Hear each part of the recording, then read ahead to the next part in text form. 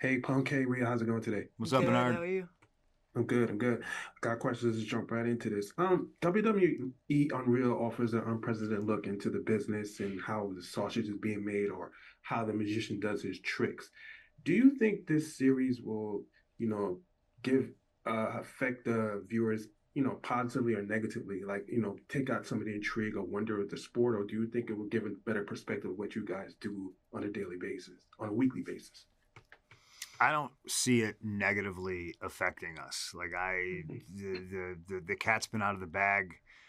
I think it's up to us to try to figure out a way to put the toothpaste back in the tube, and therein lies like some of the magic that we're able to do. Because no matter what the fans think they know, it's my responsibility as the artist in the ring to kind of lead them along and show them that's the magic of CM Punk. You don't know where the line is, and I can kind of tread that water.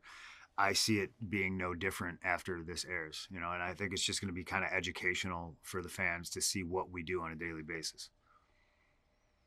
So, you want to add anything to that, Rhea?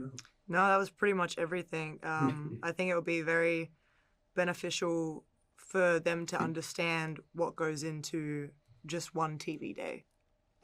So I'm excited to see it myself because I just think it's going to be a nice little learning curve for everyone. Awesome. Now, in this series, Rhea, fans will be shocked to see that you went to a little emotional moment. You had a little emotional breakdown before a big match with Liv on before the premiere Netflix on Raw. hmm Uh, going back to that moment, what turned it on for you? What helped you get over that moment? Do you know what it was exactly? Um, yeah, I mean there was a couple moments. One of them sitting right here. Hmm. Um, Punk came up to me What did I after do? you gave me a little pep talk before Oh, I went out there. I'm So sorry. no, you're good. Never do it again. I was an emotional wreck because obviously I know what's happening. I was just scared for the future, and I didn't want the good times to end in a way. So I was just like in my head, and then I also was scared about coming back because I was injured, and that first match back is always terrifying because you just don't know Hmm. if you're going to re-injure yourself. You don't know if you're going to be good enough, rusty. You don't know what is going to happen when you get through the curtain. So I remember freaking out, and Punk came up to me. He gave me a bit of a pep talk, told me to remember who the hell I am, which I needed to hear at that current time because I was I was a bit of a wreck.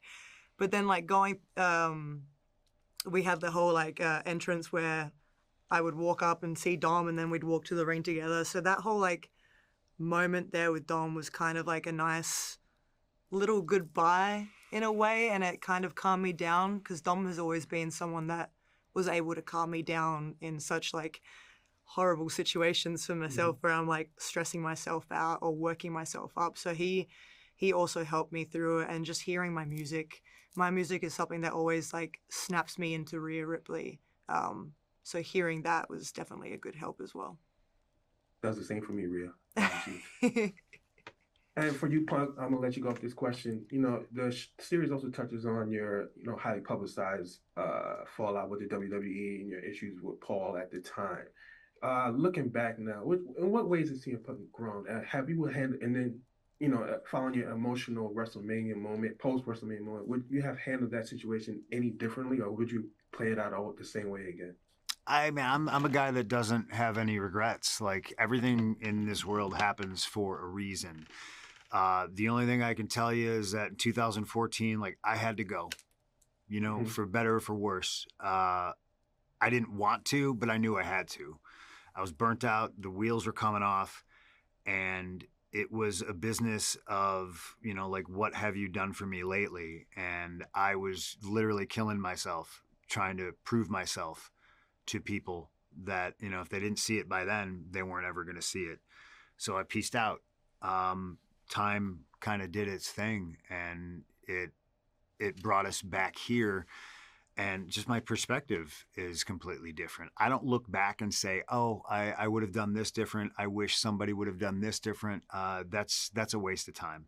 Um, I think if you look back too often, you're going to wind up not seeing where you're going. And I'm focused on the future, and the future's bright as hell right now. I love working with Triple H, like hand in hand on a lot of stuff.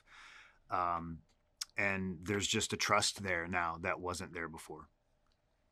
Amen. We love to see the growth. I love it. I love growing. That's right. Rhea was amazing. I appreciate it as a wrestler fan. You guys are awesome in it as well. Rhea, I'm a huge fan. I'm even more a fan knowing that your name is based on one of my favorite characters in movie history.